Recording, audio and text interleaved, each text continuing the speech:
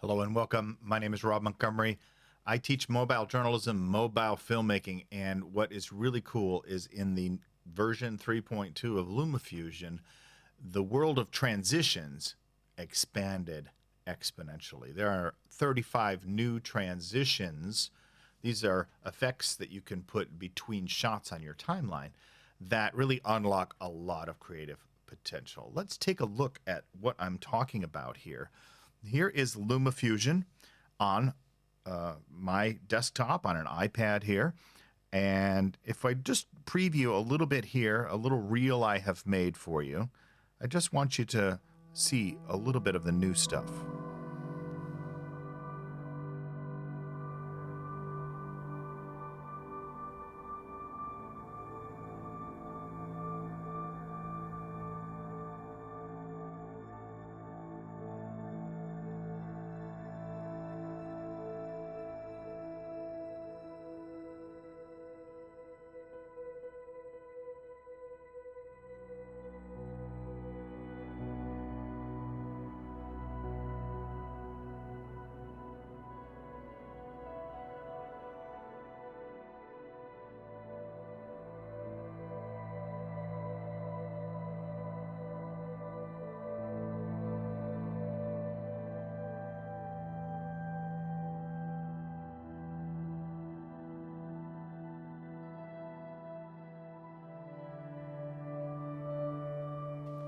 So hopefully that gives you just a little bit of a preview of what is now in this version of LumaFusion. Starting with 3.2, a lot more creative transitions. What are transitions? Transitions are these effects. They're one of the menu palettes you can pull off from your menu pane here for your images, where you normally get photos, or you go to your linked folders, or your titles, or story blocks. Transitions are not used so much in a lot of the work that that I teach with journalists, documentary film, editorial work, news packages. We don't tend to use special effects. We do straight cuts. And that's because we're doing some different work with the content of the shots. I'll explain a little bit about that. But if you're doing something where the content doesn't change that much, for example, this scene is four beautiful models in walking through some clubs in Berlin at night. Okay, so it's always the same four girls, the same costumes, pretty much the same location. So here, transitions tend to create more visual interest. And the transitions that I chose, like this, is kind of a classic they call it a blink here. It's just a classic way to go from one camera shot to another. It's in the same location. And you see this a lot with music videos. It's just kind of they kind of vomit transitions just to create a lot of visual energy when the shot content, the people in it, are pretty much the same throughout the entire video. But here, this story does move from outside to inside. It does end up at the Irish pub. But along the way, I want you to see, here's a rotate transition, and it's about 1 second, 9 frames long. The transitions that we've had have been a variety: wipes, basic slides, pushes. What we have now are soft wipes. So these in basically are blur wipes, if you will, and shape wipes like the blink or the vertical shutters. So these tend to give just a little bit more sophistication and more options for you to audition when you're looking to create more visual interest between your shots. So this first one is a rotate now. So that is a motion shot. Okay, rotate. If I want to see what's different between that and spin, I can just drag spin and replace rotate with spin. And so spin is just going to fly in the other shot and spin it in. Okay. I kind of liked, the reason I chose rotate, and I could have chose doorway. Let's see what doorway looks like here. That would have also been fine. Basically, the models walked down the tunnel, and then the next shot was them walking back. There was nothing really connecting in between. So sometimes special effects are used to cover basic visual grammar problems like that. You're missing a transition, you're missing some different content there that would turn it around more naturally. So you're going to a mechanical effect like this. But so rotate is the one I used. We'll go back to that. You notice how it's 3 seconds and 9 frames long here, and that's fine. 3 seconds and 9 frames long. If you want a transition to go for a longer time, generally some of these new ones you just can't then extend, or you might be able to. But if you need something that's longer, like this clothesline one is going for 3 seconds. Let's watch that. Let's say we want to make it a little bit longer. Okay. Well, we could just adjust the handles there. And now it's going for 4 seconds.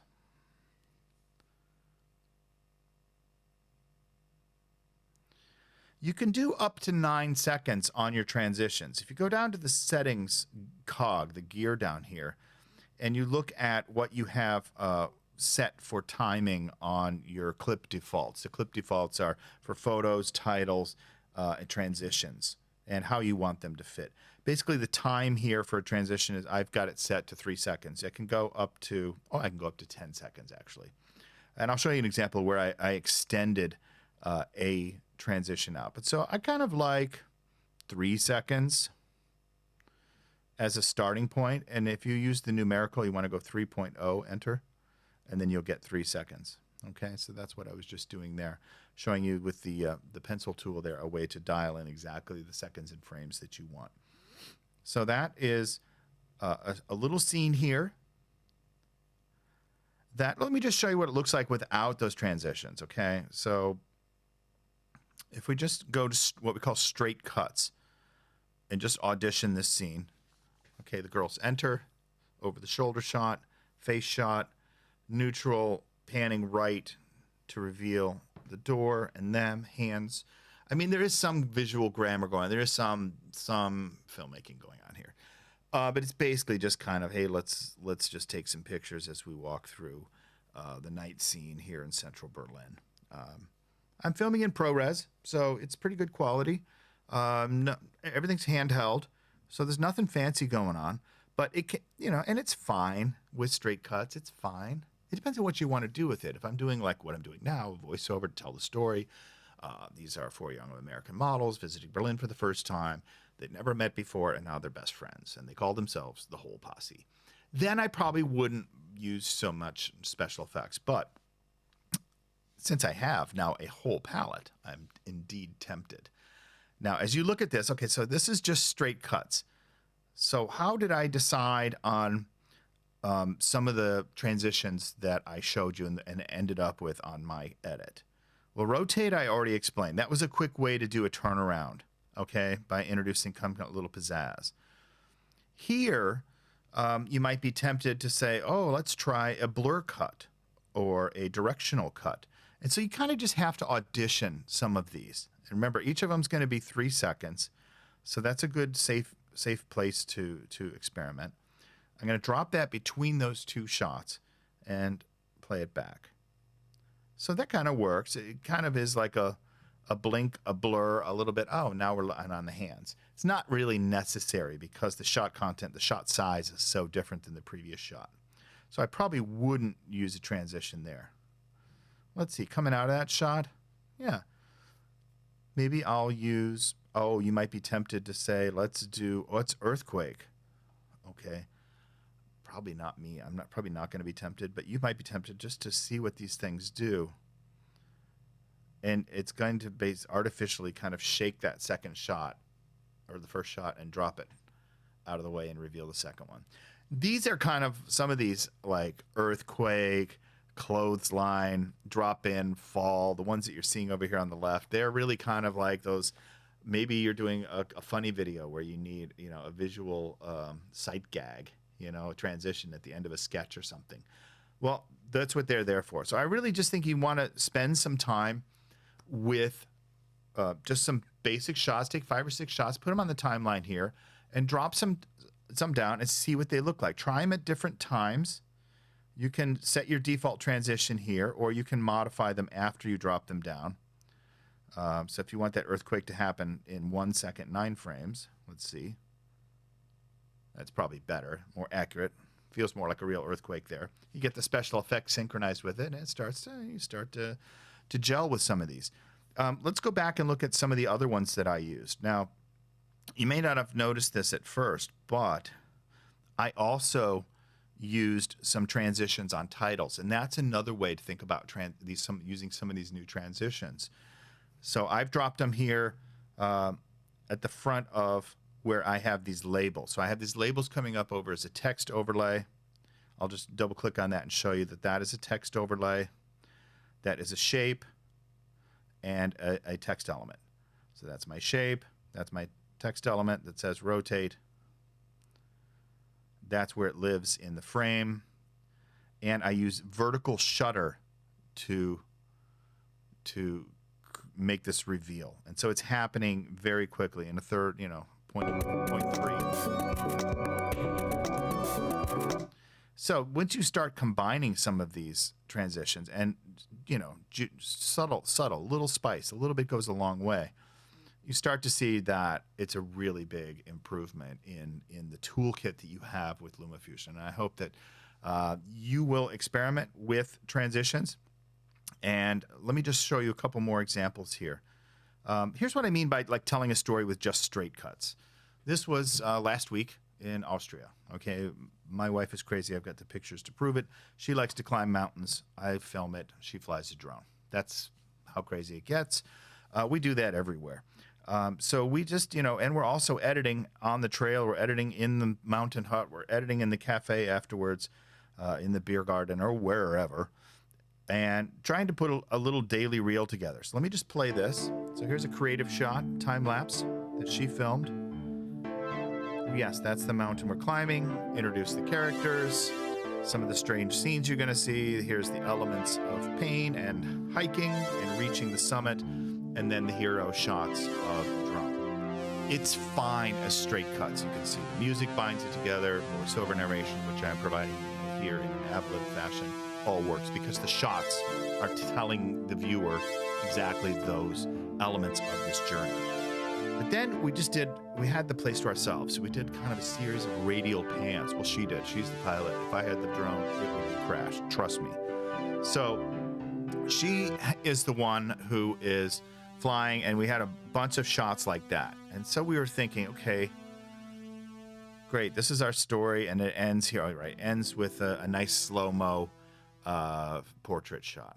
Okay, so that's a complete scene in about 57 seconds. You can see that's my normal way of storytelling. That's an editorial way of writing grammatical sentence with shots. No special effects are really needed. Okay, so that's fine. But if you got something different like those hero shots, and you just want to do, kind of a montage that's just, just holding that moment and just trying to create maybe a trailer or something for this documentary we're going to make. So here, let me just show you this. I've used the blink. I kind of like blink. I used soft wipe right here. I used curtain reveal here.